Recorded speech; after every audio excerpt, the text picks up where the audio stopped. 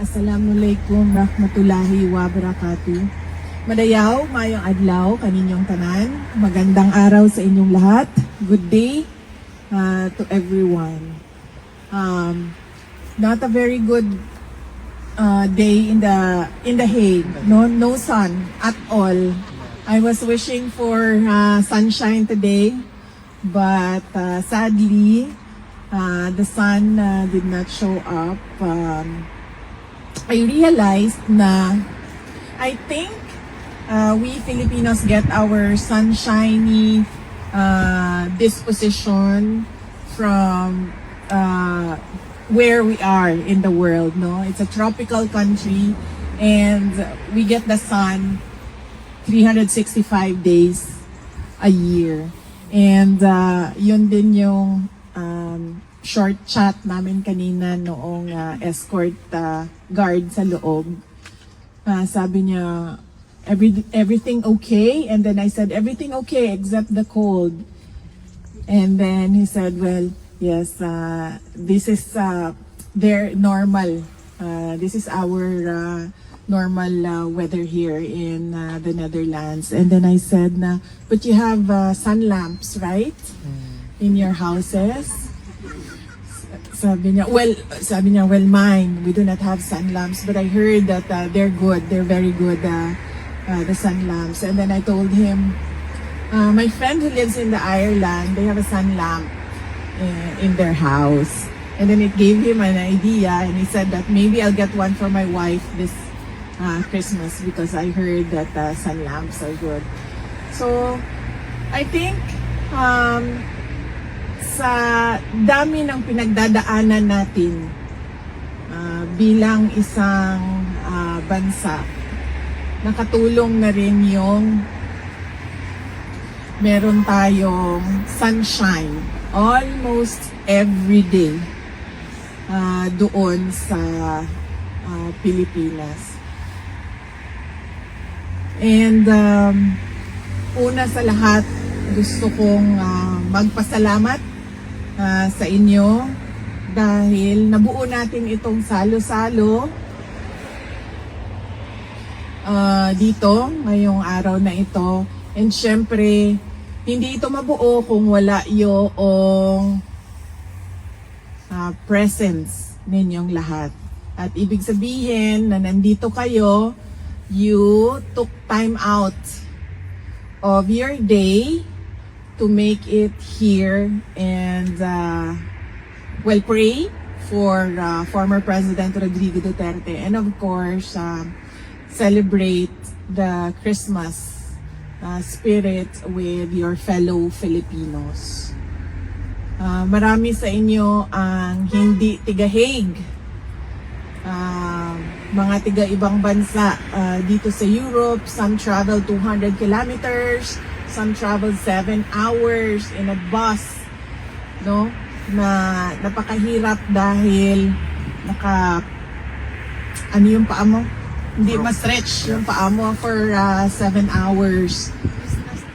And meron sa inyo may trabaho, pero dinala yung trabaho dito ngayon sa ating salo-salo. So iba-iba yung sitwasyon, pero everybody made time for former President Rodrigo Duterte, and we as member of the family, I would like to thank you all for your effort and for your passion to show the world your support to President Rodrigo Duterte. Ang pangalawa ay ang mensahe ko para sa inyong lahat ngayong Pasko. This is something as well that I discussed with President Duterte, because he was asking about how is the family, kumusta ang mga bata, and I said to him earlier, kung meron mang problema, sabi ko, okay na ganun lang dahil wala sa kanila ang merong sakit. Dahil ang pinakamalaking problema talaga ng mga pamilya at ng mga tao is ang magkasakit dahil walang solusyon sa sakit sa terminal illness, sa stage 4 cancer. Yun yung mga problema na walang solusyon.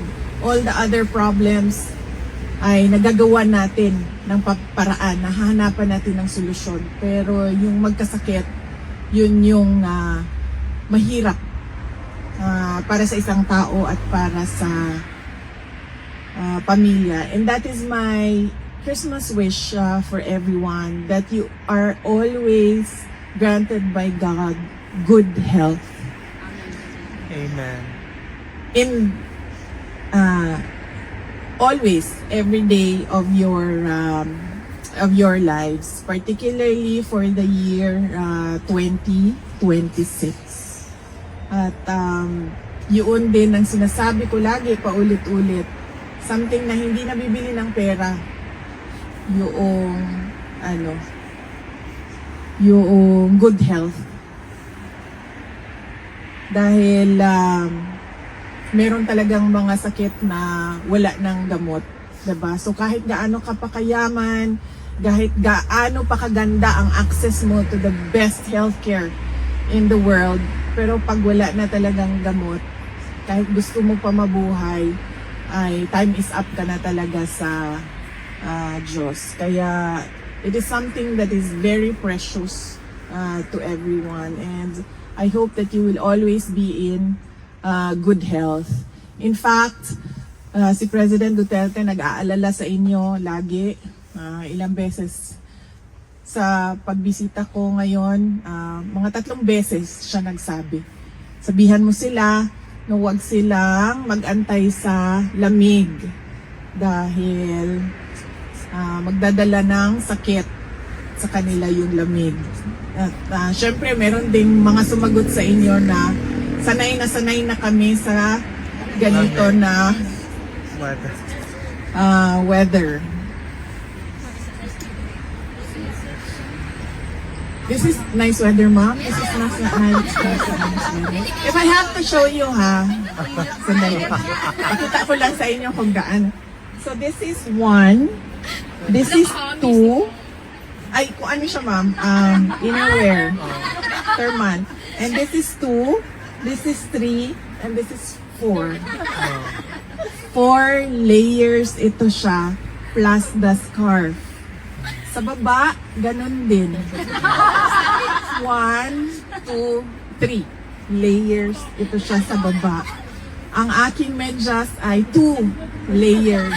Gustuhin ko siyang maging, kasi may pumapasok pa konti So gusto ko siya gawing 3. Kaso hindi na kasya ang sapatos.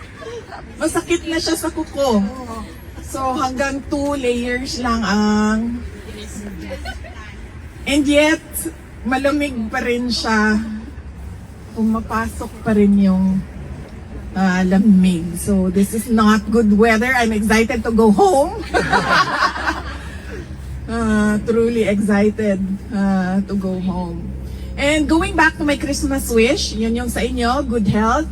And of course, to your loved ones, to your family members, syempre good health. But I also wish them a joyful Christmas with you online or with you going back home and spending Christmas with them. That Noche Buena with them. That Noche Buena with them.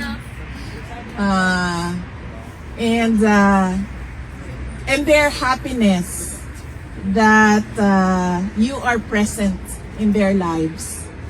So yan yung wish ko sa kanila. A joyful Christmas with you. And of course, the New Year. You know, when we ring in the New Year, we are always filled with hope that the New Year will bring better things than the previous year. That is why, diba, meron tayo laging New Year's wish and New Year's resolutions, thinking na merong magbabago sa taon na yon. But we should always pray to God that it will happen for our country. A better 2026 for the Philippines. Kanina, our prayers are for President Rodrigo Duterte. I think we should also pause and pray for our country that it will become peaceful and prosperous soon. And we pray for our fellow Filipinos, for the dead, the dying, and the sick. May they be granted blessings just like how God gives us blessings every day.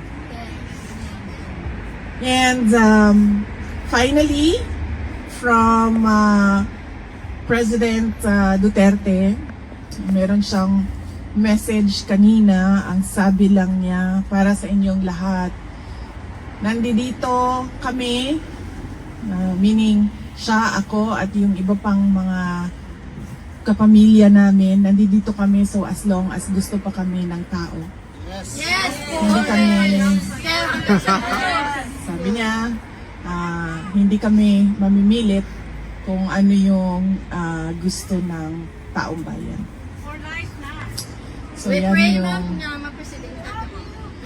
yung, and of course from myself, I thank you for your continued support. Alam nyo, I am truly blessed as a politician kasi kahit anong paninira ng mga kalaban sa akin, nandyan pa rin yung taong bayan. Yes! The trust is still The supporters from 2015, from 2016, from 2019, from 2022, nandyan pa rin kayo. At hindi kayo, and then you know how to discern ano yung paninira at ano yung katotohanan. And for that, I am truly blessed. And as I said, I thank you on behalf as well of all my colleagues in the Office of the Vice President. Dahil isa lang naman ako ako lang yung muka ng Office of the Vice President. Pero yung trabaho sa opisina ay ginagawa ng maraming tao. And on behalf of my colleagues in the OVP, we thank you for your continued support and trust in our office. Thank you so much once again for this time with you, and I wish everyone a very Merry Christmas and a Happy New Year.